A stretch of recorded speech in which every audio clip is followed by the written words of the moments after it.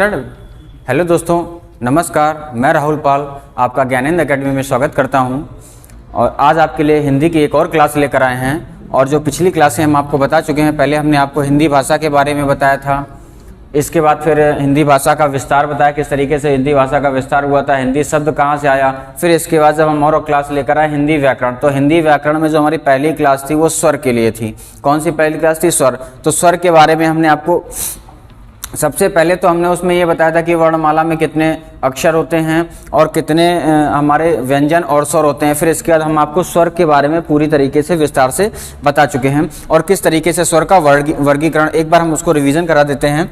जिससे हमने आपको बताया था स्वर का वर्गीकरण हमने आपको बताया था। तो वर्गीकरण में स्वर का जो वर्गीकरण था किस तरह से हुआ था, एक घोषत्व के आधार पर और एक प्राणत्व के आधार पर, एक प्राणत्व के आधार पर। तो हमने जब घोषत्व के आधार पर बोला था तो इसमें क्या क्या आता है? सघोष और अघोष। इसमें क्या बोला हमने? इसमें हमारा अल्प प्राण और महाप्राण। इसमें क्या आता है हमारा? अल्प प्राण और महाप्राण। तो हमने आपको बताया था कि जो स्वर होते हैं, स्वर क्या होते हैं? अनन्या शर्मा, यानी कि हमारे अल्प प्राण होंगे और सघोष होंगे। स्वर की बात होगी तो वहां ना तो महाप्राण आएगा और ना ही अघोष आएगा। इतनी बातें अगर आपको समझ में आ गई हो, अगर आप लोगों को आ गई हो, तो हम आगे बढ़ते हैं व्यंजन का वर्गीकरण। तो व्यंजन का जब वर्गीकरण के बारे में बात बताएंगे तो उसमें भी क्या हुआ, इसमें भी क्या तरीके आए थे। देखिए, इसका भी एक ट्रिक था। इसके लिए एक ट्रिक हम आपको बताते हैं। सबसे पहले यहां लिख लीजिए, यहां भी हमने आपको बताया KTM 2, वहां था KTM 2, ठीक है, ओके। लेकिन यहां पर क्या है? केवल KTM 2। तो KTM के लिए यहां हम K लिख लेते हैं, यहां T लिख लेते हैं, यहां M लिख लेते हैं और यहां पर D लिख लेते हैं और यहां पर O लिख लेते हैं। K का मतलब हो गया कंठ, T का मतलब हो गया तालव,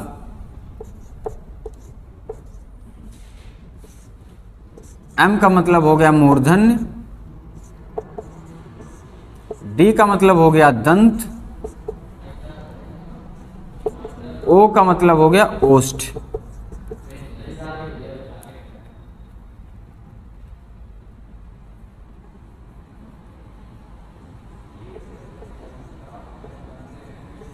तालव। ये चीज इतने समझ में आ गई होगी आपको, हमने पहले बताया था। अब देखिए व्यंजन का वर्गीकरण। तो व्यंजन का वर्गीकरण किस तरीके से होता है? देखिए, वर्गीकरण में हम आपको क्या बता रहे हैं, इसमें भी सघोष, अघोष, अल्प प्राण और महाप्राण इसमें भी आते हैं, और कंठ, तालव, मूर्धन्य, दंत और ओष्ठ ये इसमें भी आते हैं। तो पूछा जाएगा, अगर पूछ दिया जाता है, जैसे एक क्वेश्चन आता है, पहले इसको क्वेश्चन के माध्यम से हम समझते हैं। अगर एक प्रश्न आ जाए, हमारा प्रश्न आ जाता है निम्नलिखित में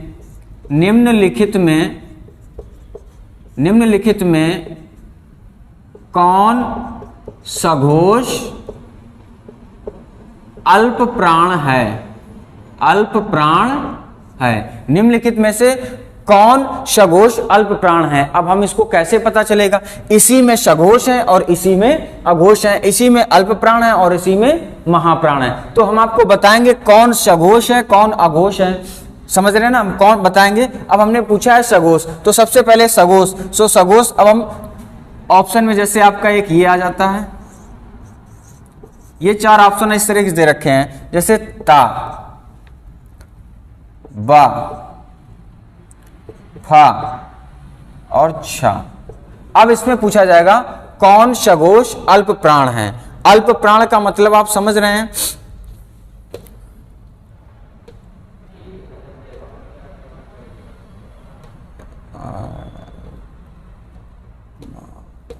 अल्प प्राण। तो देखिए, अब जैसे हमने ये दिया, तो अब इसको कैसे पता करें कि इनमें कौन सा है? तो इसके लिए हम बहुत अच्छी रटने की कोई जरूरत नहीं है। किस तरीके से रटना है कि हम इसको रटते हैं, ये हमारा अल्प प्राण है, ये महाप्राण है, ये हमारे सघोष है, ये अघोष है, ये रटने की कोई आवश्यकता नहीं है। सारी चीजें हम आपको बहुत अच्छे से समझा देंगे, पूरी लाइफ आपको याद रहेगा कि किस तरीके से हमें सघोष और अघोष पहचानने के तरीका बताएंगे, अल्प प्राण महाप्राण पहचानने का तरीका बताएंगे, कैसे कंठ तालव मूर्धन और दंत ओष्ठ के बारे में बताएंगे कि कैसे पहचाना जाए। बिल्कुल समय नहीं लगेगा, आप देखते ही बता देंगे कि ये महाप्राण है, अल्प प्राण है, सघोष है कि अघोष है। आइए देखते हैं उसके बारे में कैसे।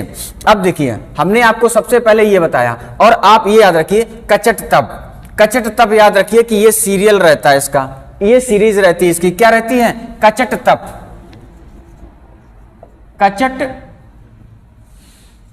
तप, कचट तप याद रखिए, कचट तप याद रखिए। देखिए उसी सीरीज में लिखा हुआ है ना कचट तप, और यही हमारे क्या हैं? यही हमारे हैं व्यंजन, यही हमारे क्या हैं? स्पर्श व्यंजन है ये क्या है? हमारे स्पर्श व्यंजन है बेटा, ये हमारे क्या हैं? स्पर्श व्यंजन, जिसे हम, अब देखिए हमने आपको बताया था इसे स्क्वायर व्यंजन भी कहते हैं। क्यों स्क्वायर व्यंजन कैसे? देखिए 1 2 3 4 5, 1 2 3 4 5, इसीलिए इनको हम क्या बोलते हैं? स्क्वायर व्यंजन या स्पर्श व्यंजन। देखिए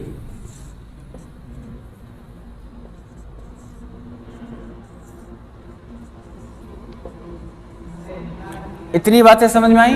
अब देखिए हम आपको बताते हैं कि जैसे आपने याद रखा, अब हमसे पूछा जाए, ये तो हमने सघोष अघोष अल्प प्राण महाप्राण के लिए आपको एग्जांपल दिया। सपोज कीजिए आपसे पूछता है निम्नलिखित में या निम्न में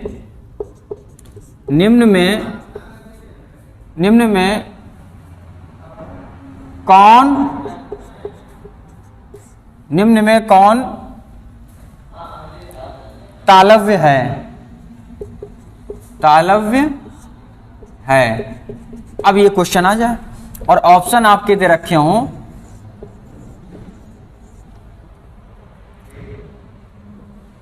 ऑप्शन आपका दे रखा हो ट, घ, छ और ग, इस तरह से आपका ऑप्शन दे रखा है। तो अब आप कैसे पहचानेंगे कि इसमें कौन सा हमारा कंठ है, कौन सा तालव्य है? तो कैसे पहचानेंगे? मान करके इन पे डाल दिया करिए, नहीं पढ़ाने का कोई फायदा नहीं है, लड़के आएंगे और देख के चले जाते हैं, ठीक है ना? बहुत सारी चीजें होती हैं, ये ध्यान ही नहीं देते हैं उसमें, ध्यान देना पड़ेगा सर, क्योंकि वीडियो में कुछ नहीं दिख रहा है, बच्चे आएंगे तो आप ये दिख नहीं रहा अभी? ना, बिल्कुल नहीं। बोर्ड को दिखाने के प्रयास करेंगे तो आपका चेहरा बता देगा, इसलिए दोनों चीजें माने रखिए ना। इसको क्लियर करके फिर लिखें। नहीं, अब उसको रहने दीजिए, कर दें। तो आपको ये बताना है यहाँ पर बेटा कि इसमें से कौन तालव्य है, तो इसको कैसे पहचाना जाए, उसी के लिए हमने आपकी जो सारणी है ये बना रखी है। तो देखिए सबसे पहले आपको ये तरीका, जब हम व्यंजन के वर्गीकरण की बात करेंगे, अगर हमें कंठ तालव्य मूर्धन दंत ओष्ठ बताने हैं तो KTM 2 याद रखिए, KTM 2 एक सीरीज रहेगी, KTM 2 एक सीरीज रहेगी और कचट तप सीरीज रहेगी। फिर ये का वर्ग के सारे हैं, ये चा वर्ग के हैं, ये टा वर्ग के हैं, ता वर्ग के हैं और पा वर्ग के हैं। तो इस तरीके से हमें देखना क्या है यहाँ पर, कैसे सघोष अघोष अल्प प्राण महाप्राण कंठ तालव्य मूर्धन्य दंत ओष्ठ पहचानना है। तो देखिए हमने आपको ये दोनों बता दिए हैं। अब देखिए यहाँ पे, जैसे कि सबसे पहले तरीका क्या है कि देखिए एक तरीका है आए मामा। अगर हमें अल्प प्राण महाप्राण पहचानने हैं, अल्प प्राण और महाप्राण पहचानना है, महाप्राण पहचानना है, तो ये याद रखिए आए मा मा। अब ए का मतलब क्या है, एम का मतलब क्या है, तो ये याद रखिएगा। ए का मतलब है अल्प प्राण, एम का मतलब है महाप्राण। ए का मतलब हमने आपको बताया अल्प प्राण, एम का मतलब हो गया महाप्राण। ये सारी चीजें आपको समझ में आ रही होंगी। अगर सारी चीजें समझ में आ रही हैं तो वीडियो को लाइक करिएगा, चैनल को सब्सक्राइब कीजिएगा और अपने दोस्तों को चैनल को शेयर कीजिएगा। तो अगर ये चीजें इतनी समझ में आ गई हों, अब देखिए सघोष और अघोष के बारे में। सघोष और अघोष के बारे में देखिए, ये हो जाएगा हमारा सघोष, ये हो जाएगा अघोष। तो देखिए यहां आश क्या याद रखना है कि शुरू के दोनों अघोष हैं, बाकी सघोष हैं। कोई टफ नहीं है, शुरू के जो दोनों हैं हमारे वो अघोष हैं और बाकी जो तीन हैं हमारे वो सघोष हैं। शुरू के तीनों हमारे जो हैं वो क्या हैं, अघोष, बाकी हमारे क्या हैं, सघोष हैं। अब देखिए हमने आपसे प्रश्न पूछा था, अब आप लोग आंसर बताएंगे इसका कि जैसे निम्नलिखित में कौन सघोष अल्प प्राण है, कौन सघोष अल्प प्राण है। तो सबसे पहले सघोष देखिए कौन सा। अब इसमें सघोष, सघोष वाले ये हैं, तो क्या सघोष में कौन सा आ रहा है, ये लाइन देख डालिए आपने, गजट दब बा आया, तो ये सघोष तो हो गया, सघोष तो हो गया। क्या ये अल्प प्राण है, बिल्कुल अल्प प्राण है। तो बा मिल रहा है, बिल्कुल मिल रहा है, हमने इसको क्या कर दिया, टिक कर दिया। अब जैसे एफ, एफ है तो ये एफ क्या है हमारा, जैसे और भी सघोष, सघोष हमारा एफ है, एफ अल्प प्राण, अल्प महाप्राण है और अघोष है, ना तो ये अल्प प्राण है और ना ही सघोष है, तो ये तो यहीं से कट हो गया। फिर इसका ता की बात करेंगे, ता की बात करेंगे तो ता ही हमारा ऐसे कट जाएगा। ये क्या अल्प प्राण तो है लेकिन ये सघोष नहीं है, ये अघोष है। फिर इसके बाद हम बात करते हैं छ की, छ की बात करते हैं तो ये ना तो अल्प प्राण है और ना ही सघोष है। तो इस तरीके से इसको हमें चेक करना है। और ये अभी थोड़ा आपको शुरू में जब इसको सीखेंगे तो सीखने में कोई भी चीज जब सीखी जाती है तो थोड़ा सा कठिन लगती है, लेकिन जैसे जैसे हम इसको प्रैक्टिस में लाएंगे बहुत आसान लगेगा, बहुत आसानी से आप कर ले जाएंगे। जैसे ही आप ये देखेंगे तुरंत आपके माइंड में ये जो सारणी बनाई है ये सारणी क्लिक कर जाएगी। इस सारणी को जरूर आप पढ़िएगा और अच्छे से लिखिएगा। एक दो बार इसका आप प्रैक्टिस करेंगे, अपने आप ये सारणी आपके दिमाग में छप जाएगी। तो ये क्वेश्चन आपको समझ में आया, सघोष अघोष कैसे पहचानने, अल्प प्राण महाप्राण कैसे पहचानने। अब देखिए जो हमने आपको बताया है ये तो आप हमने बता दिया कि शुरू के दोनों हमारे अघोष, बाकी तीनों सघोष। अब ये इसमें ए एम क्या है, तो देखिए शुरुआत ए से करिए, शुरुआत अल्प प्राण से करिए। और इसका कैसे तरीका है कि ट्रिक एक इसकी ये याद रखिएगा, इसका तरीका क्या हम बता दें आपको, ट्रिक एक इस तरीके से याद रखिएगा, आए मामा, तो माँ ये क्या लिखा हुआ, मामा, ए का मतलब आए, मामा आए, आए से स्टार्ट करिए तो आए अल्प प्राण महाप्राण, अल्प प्राण महाप्राण, अल्प प्राण, समझ में आ गया ना। तो इस तरीके से अब हम दूसरा क्वेश्चन देखते हैं, निम्नलिखित में से कौन तालव्य है। अब अगर सिर्फ तालव्य के बारे में पूछा गया है तो हमें पता है तालव्य के टी यानी टी और टी का चा वर्ग के, चा वर्ग में ही हमारा रहना चाहिए। तालव्य अगर है तो वो चा वर्ग का होना चाहिए, तो चा छ ये छ आ गया बेटा, तो ये हमारा क्या हो गया। ऐसे इस तरीके से हम क्वेश्चन को, इस तरीके से क्वेश्चन का हम आंसर देंगे, कैसे हमें पहचानना है। तो ये चीजें समझ में आ गई होंगी। हमने आपको बताया कि किस तरीके से व्यंजन का वर्गीकरण, और अगर आप लोग चाहते हैं इसका स्क्रीनशॉट ले लीजिएगा।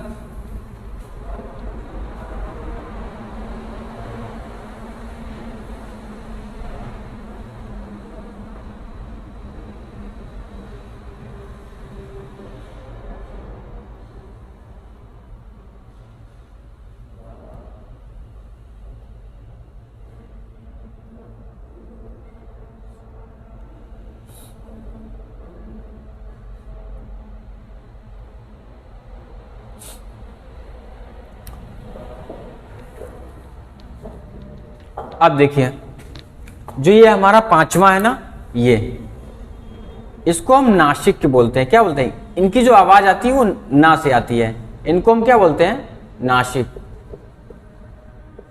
क्या बोलते हैं, नासिक बोलते हैं।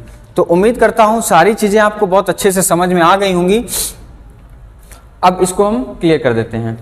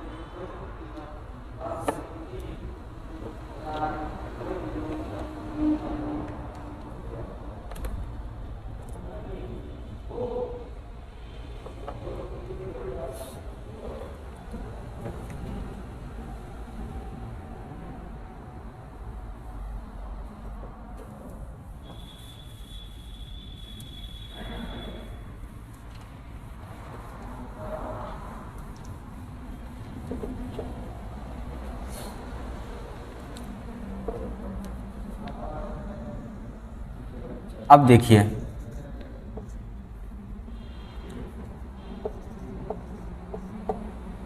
कंठ। अब देखिए कंठ में, अब हमने आपको बताया था अंतस्थ, वो तो स्पर्श व्यंजन हमने आपको बता दिया। अब हम बताते हैं आपको स्पर्श व्यंजन, यानी कि हमने आपको व्यंजन के जो 3 पार्ट बताए थे, व्यंजन के हमने क्या क्या बताया था, आपका स्पर्श व्यंजन बताया था, स्पर्श व्यंजन, फिर अंतस्थ व्यंजन,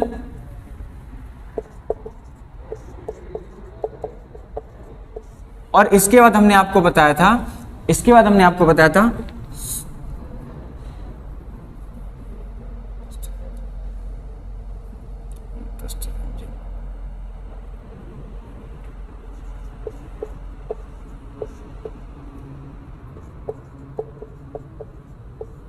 देखिए जैसे हमने आपको वहां पर बताया था कि हमारे जो स्वर थे, स्वर कितने थे, स्वर 3 प्रकार थे, 11 थे, लेकिन वो प्रकार कौन कौन से थे, 3 प्रकार थे। कौन कौन से, लघु, दीर्घ और प्लुत स्वर। तो इनमें हमने आपको क्या बताया था, कौन इसमें क्या है, सघोष है, कौन अघोष है, कौन अल्प प्राण है, कौन महाप्राण है, और कंठ तालव्य कौन है। उसी तरह से हमने आपको अभी केवल यहाँ पर व्यंजन के वर्गीकरण में सिर्फ स्पर्श व्यंजन के बारे में बताया है। हमने अभी आपको सिर्फ स्पर्श व्यंजन के बारे में ही तो बताया है। स्पर्श व्यंजन के जो 25 थे, इसी को तो हम बोलते थे स्क्वायर व्यंजन या वर्ग व्यंजन। अब इसमें जो 4 हमारे ये हैं, इसके बारे में बताना है। इसके बाद ऊष्म व्यंजन में है 4, उसके बारे में बताना है। तो अब देखिए हमारा क्या बचा है, ऊष्म व्यंजन और अंतस्थ व्यंजन। तो अंतस्थ व्यंजन में या, र, ल, वा। अब क्या करना है कि हमें या, र, ल, वा, या, र, ल, वा। तो अब देखिए कितना इजी है, यहाँ पर कितना आसान है ऐसे याद करने के लिए। देखिए जैसे हमने कंठ को छोड़ देना है, जब हम अंतस्थ व्यंजन की बात करेंगे, ये हमारे क्या है, अंतस्थ व्यंजन है, ये हमारे क्या है, अंतस्थ व्यंजन है। उसी तरह से हम बात करेंगे किसकी, शा, शा और सा की बात करेंगे, इसकी बात करेंगे। तो क्या करना है, ऊपर छोड़ देना, हमें क्या करना है, ऊपर छोड़ देना है।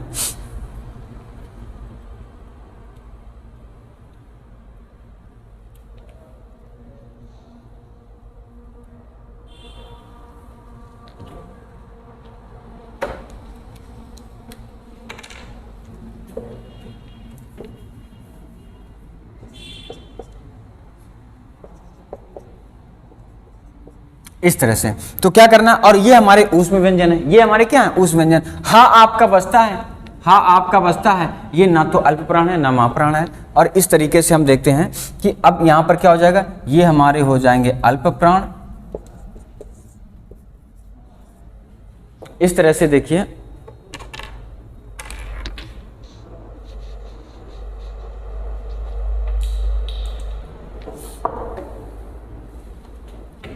जो हा है हमारा, हा छूट गया है, तो हा को यहां देख लीजिए, हा को, ये है हमारा हा, क्या है, ये कंठ है। ये कंठ क्या है, लेकिन ये है तो कंठ, लेकिन ये महाप्राण नहीं है, ये क्या है, अल्प प्राण है। ये हमारा क्या हो जाएगा, अल्प प्राण हो जाएगा।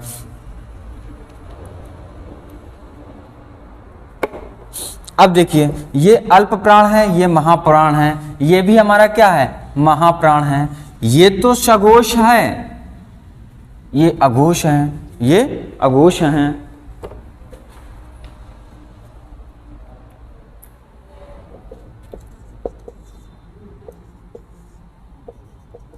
देखिए इसको हम यहां लिख सकते थे, हम जो है हा है हमारा, इसको हम यहां लिख सकते थे, लेकिन हुआ क्या कि ये हमारा अल्प महाप्राण तो है लेकिन सघोष नहीं है, क्योंकि ये सीरीज जो हमारी हुआ क्या, सघोष की है, और ये जो है हमारा अघोष है, इसलिए हमने इसको यहां ना लिखकर हमने इसको यहां लिख दिया है। तो ये महाप्राण भी है और अघोष भी है। ये जो है हमारे क्या है, जो अंतस्थ व्यंजन है, जो हमारे ऊष्म व्यंजन है, पहले ऊष्म व्यंजन के बारे में देख लीजिए। जो ऊष्म व्यंजन है ये महाप्राण है, क्या है हमारे, महाप्राण है और सघोष हैं। सारे ऊष्म व्यंजन हमारे अल्प प्राण हैं, महाप्राण है और सघोष हैं। अंतस्थ व्यंजन जो हमारे हैं, अंतस्थ व्यंजन है, ये क्या है, अघोष है, अल्प प्राण है, यानी ये अघोष भी हैं और अल्प प्राण है। इसके बाद हा बचता है हमारा, हा जो बचता है हमारा उस व्यंजन का जो हा बचता है उसमें से केवल हा जो है हमारा वो है तो महाप्राण, लेकिन अघोष का है,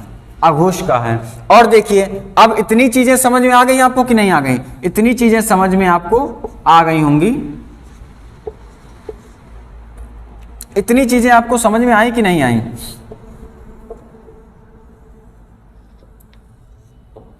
इतनी चीजें समझ में आई कि नहीं आई? देखिए हमने आपको बताया स्पर्श व्यंजन 25 हम आपको बता चुके थे। अब हम आपको यहां पर बताया हमने अंतस्थ व्यंजन और ऊष्म व्यंजन। अंतस्थ व्यंजन और ऊष्म व्यंजन के बारे में बताया। तो अंतस्थ व्यंजन में ये याद रखिएगा और ऊष्म व्यंजन में याद रखिएगा कि कंठ को छोड़ दीजिए, कंठ को छोड़ दीजिए। और फिर इसके बाद देखिए तालव मूर्धन दंत ओष्ठ, यहां से देखिएगा तो यहां से देखिए या रा ला वा ऊपर छोड़ दीजिए, 4 बचे हुए हमारा ऊपर, हम उसको छोड़ देते हैं, छोड़ दीजिए। यानी कि वो कंठ तो है नहीं, ना तो ऊष्म व्यंजन कंठ है और ना ही अंतस्थ व्यंजन हमारे कंठ हैं, तो हम कंठ को छोड़ देते हैं, यानी तालव्य से शुरू करते हैं। अब यहां से प्रश्न पूछा जाए आपसे कि निम्न में कौन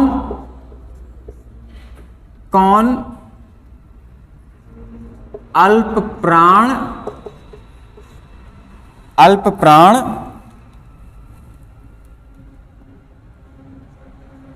अंतस्थ व्यंजन है? अब ये हम बोलेंगे अल्प प्राण अंतस्थ व्यंजन, तो अल्प प्राण तो सारे होते हैं, हमें पता है जो हमारे अंतस्थ व्यंजन होते हैं वो तो सारे अल्प प्राण हैं। तो देखिए अब निम्नलिखित में से कौन अल्प प्राण है, तो अब अगर वो दे दे निम्नलिखित में से कौन अल्प प्राण है, तो देखिए यहां पर दे देगा वो क्या, अंतस्थ व्यंजन हमारे ये हैं, एक दे दिया या, एक दे दिया या, और इसी तरीके से और भी एग्जाम्पल दे देगा, जैसे शा दे दिया, सा दे दिया, और इनमें से कोई नहीं, या हमारा जो हो जाएगा नॉन ऑफ दिस, एक ही हो जाएगा। तो हम टिक किसको करेंगे? इसको। हमारा आंसर कहां से, हमारा जो उत्तर निकल कर आ रहा है वो कहां से निकल कर आ रहा है? यहां से। तो कैसे पहचानना है?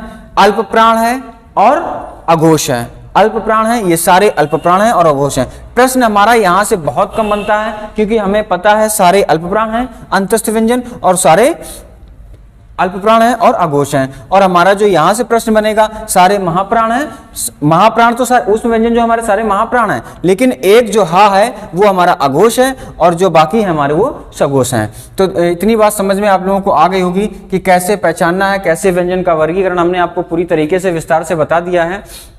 उम्मीद करता हूं सारी चीजें आपको समझ में आएंगी। जो नहीं समझ में आ रहा है कमेंट बॉक्स में कमेंट कीजिए और इसी तरीके से जुड़े रहिए हमसे ज्ञानेंद्र एकेडमी से। तो जय हिंद मेरे प्यारे बच्चों, आज की क्लास यहीं पर समाप्त करते हैं।